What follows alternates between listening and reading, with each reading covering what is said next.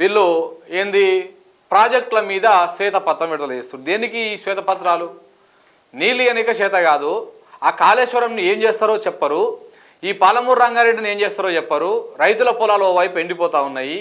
Kaleshwaram project నడిచిన రోజులు మరి నీళ్ళు వచ్చి ఇప్పుడు ఎందుకు ఎండిపోతూ ఉన్నాయి, దీని మీద మాట్లాడరు. కానీ దాని మీద మాత్రం రాజకీయం చేస్తూ ఉన్నారు. కొంచెమన్నా సోయి ఉండాలి. నిజంగా వీళ్ళు చాలామంది నిన్న అక్కడికి ఎడికి ఎమ్మెల్యేలు అందరూ కలిసి కాళేశ్వరం పోయి ఆడేదో ఆ పరిలో పెట్టి దాన్ని చూడడము ఇట్లాంటి చేసే కార్యక్రమాలు చేస్తూ ఉన్నారు. అంటే ఆడు పంపించాల్సిన వాళ్ళు పంపించేస్తే జరిగినటువంటి డ్యామేజ్ కారణాలు ఏందో తెలుస్తుంది. ఇప్పటిదాకా ఆ కారణాలు తెలియదు. విజిలెన్స్ వాడు పోయి ఏం గడ్డి విక్తాడా మేడిగడ్డల? విజిలెన్స్ వాడు ఏం చేస్తాడు? ఈ విచారణ ఏం చేస్తుంది? అవకతవకలు జరిగినాయా అది ఓకే, అందులో అవినీతి ఎంతవరకు జరిగింది ఏంది అని తెలుసేందుకు విజిలెన్స్ కానీ లేదనుకుంటే సిట్టింగ్ జడ్జి తోటి విచారణ కానీ రిటైర్డ్ జడ్జి తోటి విచారణ కానీ ఏదో ఒకటి చేస్తే ఓకే. అసలు కారణం ఏంది? గోదావరి నదిలో మేడిగడ్డ కుంగిపోవడానికి కారణం ఏంది? దేనివల్ల కుంగిపోయింది? బ్యారేజ్ నిర్మాణమా లేకపోతే ఇంకోటా దాని మీద ఉన్నటువంటి కారణాలు ఏంది? క్లియర్ కట్గా ఇప్పటికి దాకా చెప్పింది లేదు. ఇంకా గవే కార్యక్రమాలు ఇంకా పోవడము, ఆడుకొని చూడడం. ఓ రోజు మంత్రులు పోతారు, నేను ముఖ్యమంత్రి గారు అందరు గొర్రెల గుంపు వేసుకొని పోయినట్టు పోయిండు. ఆడికి ఏం చేసిర్రు? పర్రెలు వాటిలో చూసి వచ్చిర్రు. నిజంగా నిన్న ఇదేమో కాంగ్రెస్ వాళ్ళ రాజకీయం, ఇదేమో నీళ్లు ఇస్తందుకు కాదు. నీళ్లు గోదావరి మీద నీళ్లు మరి ఎట్లా? మరి ఇప్పుడు రేపన్నాడు ఇంకొక 2 నెలలు పోతే వరదలు వస్తాయి. మళ్ళీ వానాకాలం స్టార్ట్ అయితే వరదలు వస్తాయి. గోదావరిలో వరదలు వచ్చినప్పుడు మన ప్రాజెక్టులను ఎట్లా నింపుకోవాలి, మన రిజర్వాయర్ ఎట్లా నింపుకోవాలి, ఏ విధంగా నింపుకోవాలనేటువంటి ప్రయత్నం చేయాలి. దానికోసం మరి కుంగిపోయినటువంటి మేడిగడ్డను దాన్ని ఎట్లా రిపేర్ చేయాలి, రేపటి రైతాంగానికి ఎట్లా నీళ్ళు ఇవ్వాలనేటువంటి ఆలోచన చేయాలి. దాని విధంగా ప్రయత్నం చేయాలి. సరే, అవకతవకలు తెలుసండి, దాంట్లో తప్పు చేసిన వాళ్ళని తెలుసాలి. అలాగనే రేపు వానాకాలం నీళ్లు రాకుండా వచ్చే నీళ్లను ఎలా ఎత్తిపోసుకోవడానికి కావాల్సినటువంటి పరిస్థితులు కూడా చేయాలి బాబాదాంజీ. సో అట్లా ఈ పని చేసుకుంటా అది చేస్తే బాగుంటుంది. కానీ వీళ్ళు ఎంతసేపు ఉన్నా ఒకటే ముడుంపట్టు పట్టిర్రు. ఏది?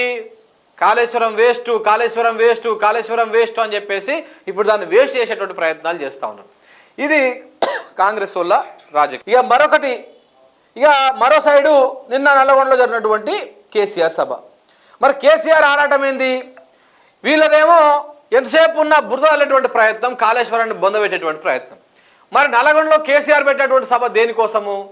కృష్ణానదిలో మన వాటను ఏదైతే కృష్ణానదిలో మనకు ఉన్నటువంటి వాటా ఏదైతే ఉందో దాన్ని వీళ్ళు వచ్చి కరెక్ట్గా 60 రోజులు కూడా కాకముందుకే, 2 నెలలు కూడా కాకముందుకే తీసుకుపోయి కేంద్రం చేతిలో పెట్టి వచ్చారు. అట్టెట పెట్టి వస్తారు. మనం కొట్లాడిందే నీళ్ళ కోసం కదా, మనకు అన్యాయం జరుగుతుందనే కదా మనం నీళ్లు నిధులు నియామకాల కింద కొట్లాట చేసినాము. అట్లెట్ట పెట్టి వస్తారని చెప్పేసి వీళ్ళు ప్రజల్లోకి వెళ్ళిర్రు. దాంతోపాటు మాట్లాడిర్రు. నిన్న మన నల్గొండలో సభ పెట్టిరు.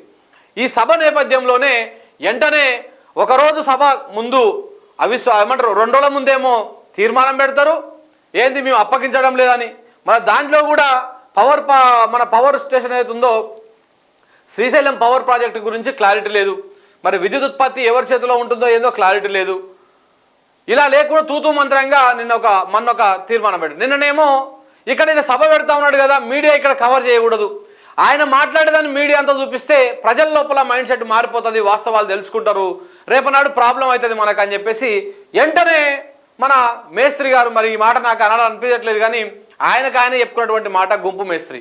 ఈ గుంపు మేస్త్రి తన చిన్న మేస్త్రులు తాపి మేస్త్రి అందరిని పట్టుకొని గుంపుకే గొర్రెల మంది వేసుకొని పోయినట్టు పోయిండు ఆడికి మేడిగడ్డకు. పోయి ఏం చేసిండు? మన మీడియా ఎలాగో ఉందిగా మన చెప్పు చేతుల్లో ఉన్నటువంటి మీడియా, దానికి కావాల్సినటువంటి ఫుటేజ్ని, దానికి కావాల్సినటువంటి ఫోజులను ఇచ్చి వచ్చాడు తప్ప దానివల్ల ఆయన పర్యటన వల్ల రూపాయి ఫాయిదా లేదు. ఒకవైపేమో నల్లగొండలోనేమో నీటి వాటాలో జరుగుతున్నటువంటి అన్యాయం మీద ఒకవైపు పోరాటం జరుగుతూ ఉంది. ఇంకొక వైపేమో నీళ్లు రాకుండా వీళ్ళకు కాంట్రాక్ట్లు వచ్చే విధంగా ఇప్పుడు మేడిగడ్డను రిపేర్ చేస్తే వీళ్ళ కాంట్రాక్ట్ అవసరం లేదు. తుమ్మిడిహెట్టిలో కాంట్రాక్టు ఒక బరాజు కట్టాల్సినటువంటి అవసరం ఇప్పుడు ఉన్న పరంగా రాదు. ఒకవేళ అక్కడ కట్టినా కానీ దాన్ని ఆదిలాబాద్ జిల్లా, ఇప్పుడు అక్కడ ఆ ఉమ్మడి ఆదిలాబాద్ జిల్లాలో కొన్ని ప్రాంతాలకు నిలుస్తేందుకు కడతారు. కానీ అది కాంట్రాక్ట్ కావాలి కాబట్టి ఉన్న కాళేశ్వరంని బొందబెట్టాలి, కొత్తగా తుమ్మిడిహెట్టిని కట్టాలి. దానికోసం వాళ్ళు ప్రయత్నాలు చేస్తున్నారు. ఒకవైపేమో అన్యాయం జరుగుతుందని కొట్లాట, ఒకవైపేమో దాన్ని ఆసరగా చేసుకొని రాజకీయం కొట్లాట ఇంకొక వైపు. దీని గురించి ప్రధానంగా మాట్లాడదాం.